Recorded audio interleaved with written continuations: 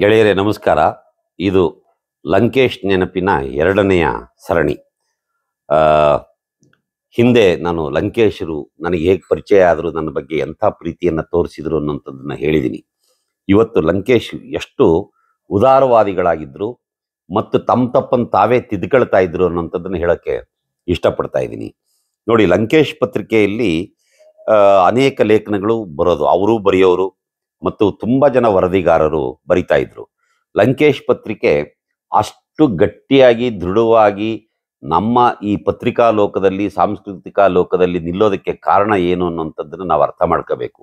ಲಂಕೇಶ್ ಯಾವತ್ತಿಗೂ ಜಾತಿವಾದಿಯಾಗಿರಲಿಲ್ಲ. ಅವರು ತಮ್ಮ ಜಾತಿಯವರನ್ನೇ ಪತ್ರಿಕೆಗಳಲ್ಲಿ ವರದಿಗಾರನಾಗಿ ನೇಮಕ ಮಾಡ್ಕೊಂಡಿರಲಿಲ್ಲ. ಎಲ್ಲ ಜಾತಿಯವರು ಅಲ್ಲಿದ್ದರು. ಒಕ್ಕಲಿಗರಿದ್ರು, ಕುರುಬರಿದ್ರು, ಮುಸಲ್ಮಾನರಿದ್ರು, ಮಹಿಳೆಯರಿದ್ರು, ದಲಿತರಿದ್ರು, ಹೀಗೆ ಸಣ್ಣ ಪುಟ್ಟ ಜಾತಿಯ ಪ್ರತಿಭಾವಂತರನ್ನ ಅವರು ಅಲ್ಲಿ ನೇಮಕ ಮಾಡಿಕೊಂಡಿದ್ರು. ಹಾಗಾಗಿ ಲಂಕೇಶ್ ಪತ್ರಿಕೆಗೆ ಬಹುದೊಡ್ಡ ಒಂದು ಶಕ್ತಿ ಬಂದಿತ್ತು ಅಂತ ಹೇಳಿ ನನ್ನ ಭಾವನೆ. ಅದೊಂದು ಪ್ರಜಾಪ್ರಭುತ್ವೀಯ ಗುಣ ಲಂಕೇಶರಿಗಿದ್ದಂಥ ಒಂದು ಡೆಮಾಕ್ರೆಟಿಕಲ್ ಆದಂಥ ಒಂದು ಸ್ವಭಾವ. ಆ ಸ್ವಭಾವದ ಪ್ರಕಾರವೇ ಅವರಿದ್ದರು. ಅಕಸ್ಮಾತ್ ಲಂಕೇಶ್ ಪತ್ರಿಕೆ ಒಳಗಡೆ ಏನಾದರೂ ಒಂದು ತಪ್ಪಾದಂಥ ವರದಿ ಪ್ರಕಟ ಆಗಿದ್ರೆ, ಅಥವಾ ಲಂಕೇಶ್ ಬರ್ದದ್ರೊಳಗಡೆ ಏನೋ ತಪ್ಪಿದೆ ಅಂತಂದರೆ ಯಾರಾದರೂ ತೋರಿಸ್ಕೊಟ್ರೆ ಅದನ್ನು ತಿದ್ಕೊಳ್ತಾ ಇದ್ರು. ಆ ಥರ ತುಂಬ ನಮ್ಮ ಪ್ರಕಾಶ್ ಬೆಳವಾಡಿ ಅಂತ ನಮ್ಮ ಸ್ನೇಹಿತರೊಬ್ಬರು ತೋರಿಸೋರು ಮೇಸ್ಟ್ರಿಗೆ, ನೋಡಿ ಸಾರ್ ಈ ಥರ ತಪ್ಪು ವರದಿ ಆಗಿದೆ ಇದು ಅಂತೇಳಿ.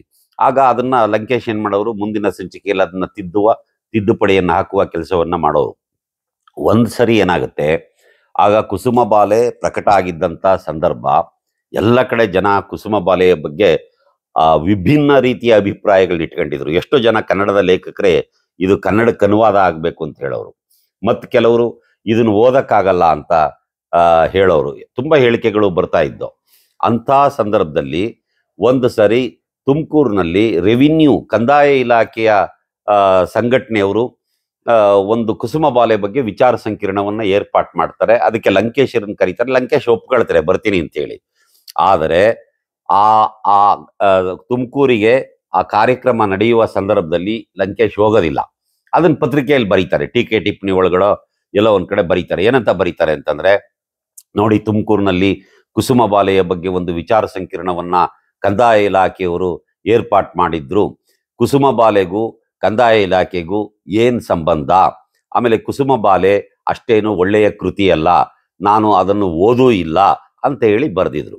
ನಾನೇನು ಮಾಡಿದೆ, ದಿವಸ ಹೋದೆ, ಏನು ಸರ್ ಹಿಂಗೆ ಬರೆದಿದ್ರಿ ನೀವು? ರೆವಿನ್ಯೂ ಇಲಾಖೆಯವರು ಯಾತಕ್ಕೆ ವಿಚಾರ ಸಂಕಿರಣವನ್ನು ಸಾಹಿತ್ಯದ ಬಗ್ಗೆ, ಒಂದು ಸಾಹಿತ್ಯ ಕೃತಿಯ ಬಗ್ಗೆ, ಕುಸುಮ ಬಾಲೆಯ ಬಗ್ಗೆ ಏರ್ಪಾಟ್ ಅವರೇನು ನೀವು ಮುಟ್ಟಬಾರದ ಜನವ, ಅಥವಾ ನಿಮ್ಮ ಸಮಾಜದಿಂದ ಹೊರಗಡೆ ಇರುವಂಥ ಜನವ? ಅವರಿಗೂ ಕೂಡ ಸಾಹಿತ್ಯ ಸಂಸ್ಕೃತಿಗಳ ಬಗೆಗೆ ಏನಾದರೂ ಒಂದು ಅರಿವು ಪಡಿಬೇಕು ಅನ್ನೋ ಆಸೆ ಇರುತ್ತಲ್ವಾ? ಅದಕ್ಕಲ್ವಾ ಅವರು ನಿಮ್ಮನ್ನು ಕರೆದಿದ್ದು? ನೀವು ಹೋಗಲಿಲ್ಲ ಅನ್ನೋ ಕಾರಣಕ್ಕೆ ಅವರು ವಿಚಾರ ಸಂಕಿರಣವನ್ನು ಏರ್ಪಾಟ್ ಮಾಡಿದ್ದೆ ತಪ್ಪು ಅಂದ್ಬಿಟ್ರೆ ಹೆಂಗೆ ಸಾರ್ ಇದು ಅಂತಂದೆ. ಆಮೇಲೆ ಕುಸುಮ ಬಾಲೆ ಅಷ್ಟೇನು ಒಳ್ಳೆ ಕೃತಿ ಅಲ್ಲ ಅಂತ ಬರೆದಿದ್ದೀರಿ, ಅದ್ರ ಮುಂದಿನ ಸಾಲ ಏನು ಬರೀತೀರಿ ನೀವು? ಈ ಮೇಲಾಗಿ ನಾನು ಈ ಪುಸ್ತಕವನ್ನು ಓದಿಲ್ಲ ಅಂತ ಬರೆದಿದ್ದೀರಿ. ಇದು ಎಷ್ಟರ ಮಟ್ಟಿಗೆ ಸರಿ? ಕುಸುಮ ಬಾಲೆ ಒಳ್ಳೆಯ ಕೃತಿಯೋ ಅಲ್ಲೋ ಅನ್ನೋಂಥದ್ದನ್ನು ನಿಮ್ಗೆ ಹೇಳೋದಕ್ಕೆ ಅಧಿಕಾರ ಇದೆ. ಯಾವಾಗ ಅಧಿಕಾರ ಬರುತ್ತೆ ಅಂತಂದರೆ, ನೀವು ಅದನ್ನು ಓದಿದ ಮೇಲೆ ನೀವು ಅದ್ರ ಬಗ್ಗೆ ಹೇಳ್ಬೋದು, ಚೆನ್ನಾಗಿಲ್ಲ ಕಣ್ರಿ ಓದ್ದೆ ಅಂತೇಳಿ. ನೀವು ಏನೂ ಓದ್ದಲೇನೆ ಅದು ಹೇಗೆ ಕುಸುಮ ಬಾಲೆಯನ್ನು ಒಳ್ಳೆಯ ಕೃತಿ ಅಲ್ಲ ಅಂತ ಹೇಳಿದ್ರಿ ಸಾರ್ ಅಂತ ಸ್ವಲ್ಪ ಈ ಥರ ಹೇಳಿದೆ.